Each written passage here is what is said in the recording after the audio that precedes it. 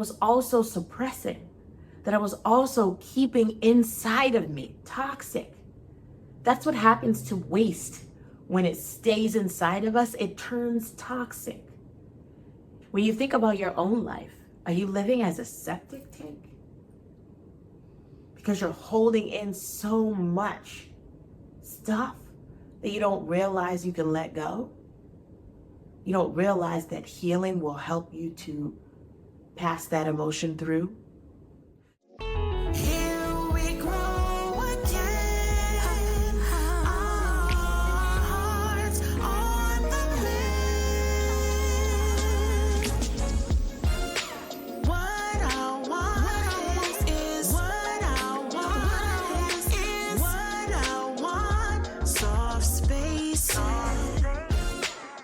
Hey, and welcome back to Softspaces podcast. This is the podcast where we get to connect. It is connecting a little bit of me with a little bit of you to create a community of wholeness together, using our unmuted voices to find healing in every area of our lives. Thank you for being here. Today is very special because this podcast is about healing in the sense of, how do I know I am healed? You know, it makes me think of a time when I was in my journey of healing. I believe you heal in layers, and I believe those layers come off and come up in many different ways at many different times, which means you can heal from things not all at once. I think it actually would be too much to go through what we think is, now I'm healed, right? You go through an event or an experience rises up inside of you and you say, okay, I'm healed now. I've done the work, I'm healed. I found that healing is a perpetual state. I believe that you live healed. I believe that our life experience is a reflection of healing. And in that healing journey, we get to help one another get to new levels of that healing. And I think that's what makes the event of healing really, truly beautiful. So with that being said, I want to share with you a couple of stories. And with this podcast, I've got stories for days, whether they are my stories or stories that I have experienced with a client or experienced with people that I've mentored or women that I've dealt with in other capacities. Their stories. I was read to as a child, so maybe that's why I love stories, but I love stories, so I'm going to give you stories. Today's story, if we can go there, today's story, it reminds me of when I was in college and my first time being confronted with healing as a process of shifting to the next level of peace. So I was in college. I went to Tuskegee University, TU. Those who know. But I was in my college dorm and I was asleep and I was having a dream. And in this dream, I was reliving the first moment I had ever been violated, sexually molested. I only know how old I was because of why I was where I was. I was at my grandma's house. And it wasn't my grandma, it was a cousin who was older than me and had been through so much. Later, I learned how much and how really sick he was, mentally, emotionally, spiritually. He had a time. However, I was there for the purpose of my sister being born. One of my sisters, you'll learn as you see on social and all the things. I have lots of sisters, and I'll probably talk about them here. And in some of the episodes, you might even get to meet them.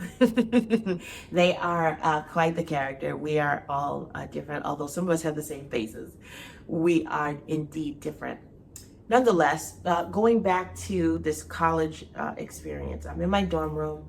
And I'm at my grandmother's house, scared out of my mind, standing behind the door. And if you've read my first book, I share this experience in detail. For some people, it might be hard to read. And maybe I should say for this episode too, trigger warning. Some things might trigger some things inside of you. And so if you find yourself triggered, turn it off, right? And get to a space where you can find that it's soft. Here is always soft space.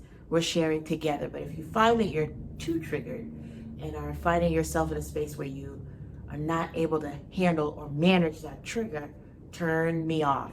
You can come back later or check out another episode, but turn me off. Your safety is the most important thing. Yes, I want the views. Yes, I want to help you to transform, but if it's too much for your journey, please listen to all of the alarms and bells and whistles going on inside of you and turn me off and come back to another episode, or come back to this one when you're ready. For those who are still with us, I was in my grandmother's house behind the door of my cousin's room, scared out of my mind. I was 3.5 years old. My sister was in the hospital, of course, being born, with my parents, who are super excited to bring in another bundle of joy. I want to believe I was a bundle of joy. So I was the first bundle of joy for them. But then here comes this next bundle of joy. And I'm there. I'm standing, even in my dream, I'm back behind the door, scared. And I heard my grandmother, she's yelling because she had called him out of the room. And again, you can read the details in my book. She called him out of the room. So I could hear her yelling at him. And I don't think she knew, but I feel like she knew maybe something, which was why she called him and to try to correct it. So I'm scared because I'm 3 years old. It sounds like somebody's getting in trouble. This is how trauma plays into itself. Sounds like it's my fault.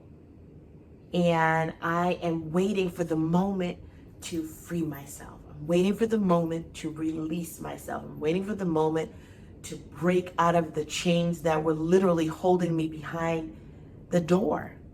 Finally ran out of the room right as my cousin was coming back in to finish.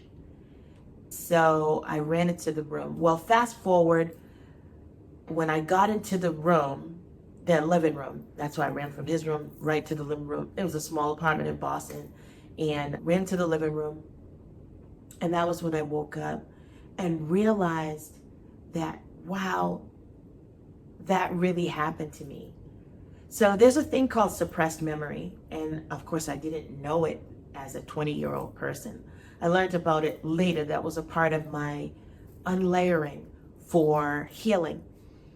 But with the suppressed memory, you stuff the memory of the stuff that you don't like, those bad memories, things that happened to you, stuff it under somewhere. The problem with that is we're not made to have stuff stuffed inside of us. We're not made to have stuff stuffed inside of us. Let me say it one more time. We're not made to have things, to hold things and stuff them inside of us. Our bodies were designed for freedom, free living. This house of a temple, of a body, is designed for free living, to house the freeness of my spirit being, the freeness of my soul. My body was designed to house that. So we're not designed to stuff things in, and that was what I did, and it came out. It was almost as if I needed for this dream to come out. And when I started to remember having this dream in before this moment, I'm a 20-year-old kid in college. Before this moment, I started to remember that I've had this dream and have always been in control of waking myself up so I don't go there, not even realizing what I was doing. I consciously woke myself up, but subconsciously I never even looked at why. I didn't think about looking at why. I just made sure to get myself up because we weren't going there. There was a part of me that was like, yeah, whatever that is, even though it's stuffed inside of me, there's a part of me that remembers, and we're not going there. So we're going to wake up. And I would wake up. This time in my college dorm, I felt like I was not supposed to wake up. I felt like I was almost being forced, and I'll use force for a lack of better words. I was held down, not able to wake up, because I had to experience that again. The reason why I had to go through that was because my body needed to release the emotion that I was also holding, that I was also suppressing, that I was also keeping inside of me, toxic. That's what happens to waste. When it stays inside of us, it turns toxic. I believe that God didn't want me to live in a toxic space. He didn't want me to live as a septic tank. When you think about your own life, are you living as a septic tank? Because you're holding in so much stuff that you don't realize you can let go. You don't realize that healing will help you to pass that emotion through. Being in a space where I had to have that dream, so that the emotion could flow out of my body, almost like a flush. To the point of this episode, that is how I knew I was healing. I had to flush away the toxic junk, hurt, and anger and bitterness that I was holding on to. I had to let it go. That's how I knew it was healing. So at college, oh boy, was I tested in that healing. I'm not going to use this platform to talk about all the people that escaped me as I was going through that, but there were a few that come to mind. Maybe I'll share what they said. This is not a gossip session. It's not the tea, although it is a little bit of tea about my journey. In college, I remember going to church, and I had a group of friends that I went to church with, and I'm not sure that any of them could relate specifically. If they could, they didn't announce it. They had their own stuff, right? Everybody had their own stuff. And I already felt different even being at college, because at the time I was a first generation college student. I didn't know what I was doing. I didn't know how to do any of this college life business. And the people who had gone to college before me, like other cousins that were older, in my house, I was the first generation. And in my family, immediate family line, I was the first generation. But my extended family, cousins and things of that nature, second cousins and on, I had cousins who went to college, but they didn't talk to me, and I didn't know to talk to them. So I had no clue what I was doing. So I already felt different. I already felt like I didn't belong. I already felt like I wasn't myself, because being there was unfamiliar. It was the most unfamiliar experience I've had to date. But I learned so much. So I'm at church, and there is a small Baptist church in the fields of Alabama. And the pastor, I loved it. I don't remember the pastor's name. I think his name was Pastor Calvin something. But I do know it was St. Paul Missionary Baptist Church. That was my church. And it was a prayer line. And I went up in the prayer line because that was what I knew in terms of how to get help. That's what I knew. Went to the prayer line, and I found myself going up, almost felt like once a week. And someone said something. They asked someone else a question who told me. And they asked, why is she always up there? Like she's fake, because she's always up there, but then she goes to the club. Yes, I did go to the club, and I had a great time at what was it called? The Metroplex? I think it was called the Metroplex. But I had a great time. That was part of my college life. However, I was still seeking healing. And this is how I knew I also was healing. So when that information was fed to me, how's she going to be up there every week in the prayer line, yet she's at the club? I learned that as a part of my healing, I cannot depend on other people to support that journey. I did have support from a small group of friends who held me when I needed to be held, who made me laugh when I needed to release in that way too. It's all about a release. And so I had that, but I think that I was expecting everyone would do that, because everyone would carry that same heart of recognizing, hey, she's trying something. We don't know what it is, but she's trying something. And I didn't get that from the community that I was expecting to get it from. So I distanced myself from expecting that from anyone else but me, and who in that small space God had sent into my life to carry me through. I knew I was healed. It was a sign that I was healed, because I stopped expecting that people would hold me in ways that they couldn't, that they didn't have capacity to understand. which led to a release of relationships, which led to a release of expectation, which led to a release of disappointment, which led to a release of perfection. I was going to keep going in that line because as things were revealed, I knew I needed something bigger than me to help me to get through it. I knew that. I couldn't do it on my own. I tried that already. Me trying to do it on my own was suppressing and keeping it moving, making it happen.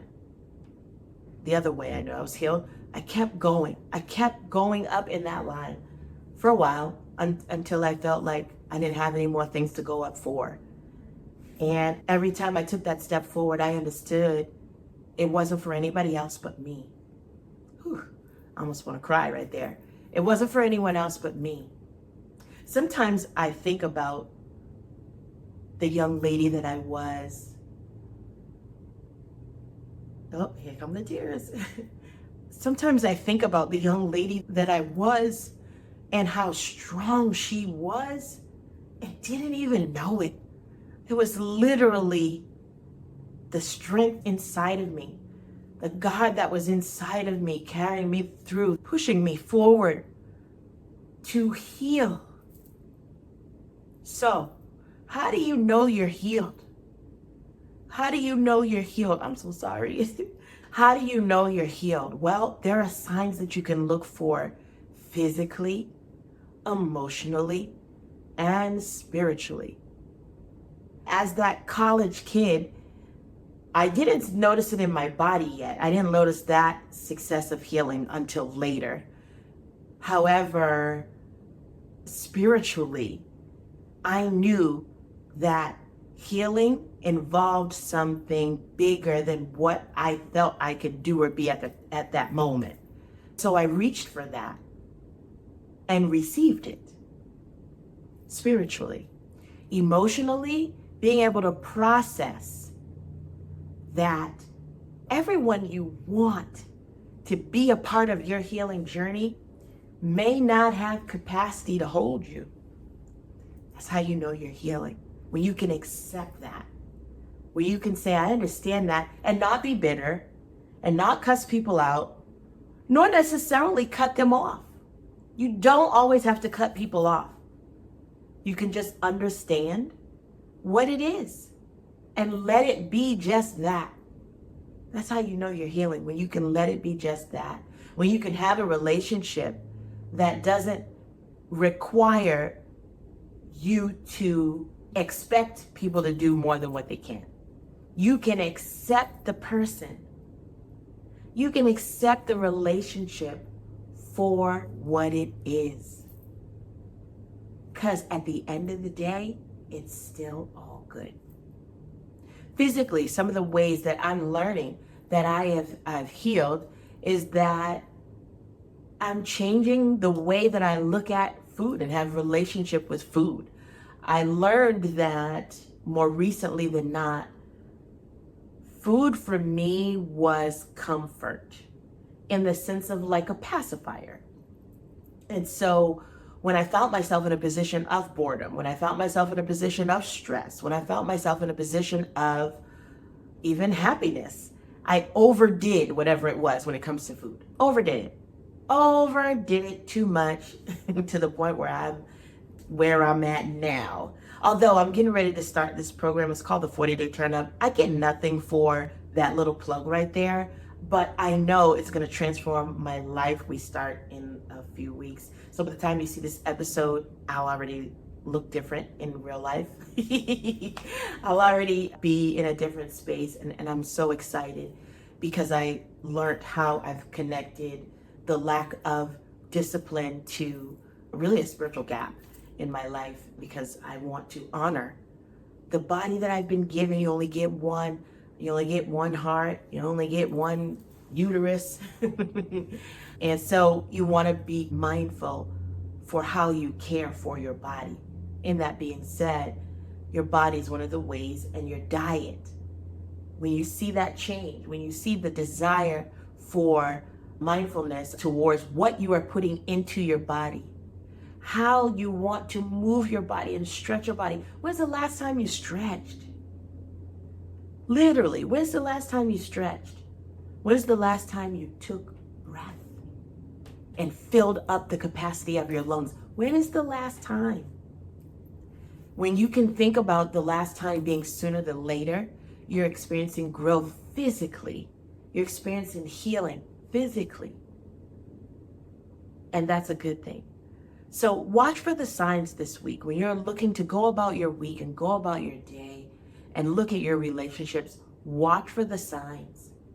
Watch for the signs within you, in your mind, that's saying, wow, I want something different. Like, yeah, I could do this. Yeah, I could do that. But I want something different. I am feeling a call. I am feeling a pull.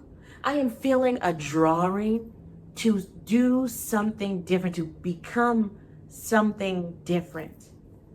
That's how you know you're healing. So I say to you, heal on, my sister. Heal on, my brother. Create the soft spaces in your life that will allow you to heal and continue to heal without judgment, without ridicule, without rushing. Just a soft space that is patient, that has no knowledge of time. Just process, going through the process, whatever it takes. It could be short, it could be long. Whatever it is, it's process, it's soft. It's the space where you get to be vulnerable. It's the space where you get to find your authentic voice. It's the space where you can play with your authentic voice so you can feel how it sounds to be you, to speak your truth, to let that echo into the world, the world that you live in. With that being said, as we close out this episode, we always consider how we feel breath-wise. We always consider where our breath is taking us. And we take a pause to honor what that means. What is our body saying? We're checking in. We're creating a soft space in here, because when it's soft inside, when it's safe inside of you to be yourself, it's a soft place everywhere. So we're going to take a couple of deep breaths in and deep breaths out. And when you do that, you may find yourself making noise. That's okay. Let it out. Let yourself feel and exert and exude and expose what is in that wants to come out, even if it is through sound. All right? So 2 deep breaths in, 2 deep breaths out, and we're here. Welcome to the soft space. Deep breath in. One more. And exhale.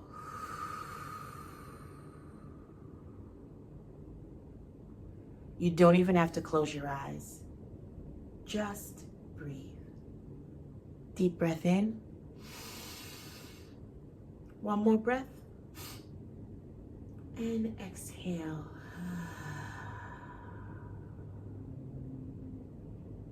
I invite you to breathe as many times as you need to relax your body, to relax your mind, and to be open to hear what your inner voice has to say. What does it want? What is it calling you to do? What is it calling you to be, to feel, so that you can process it and know that you are healed? Thank you for watching. See you again soon. Take care and God bless.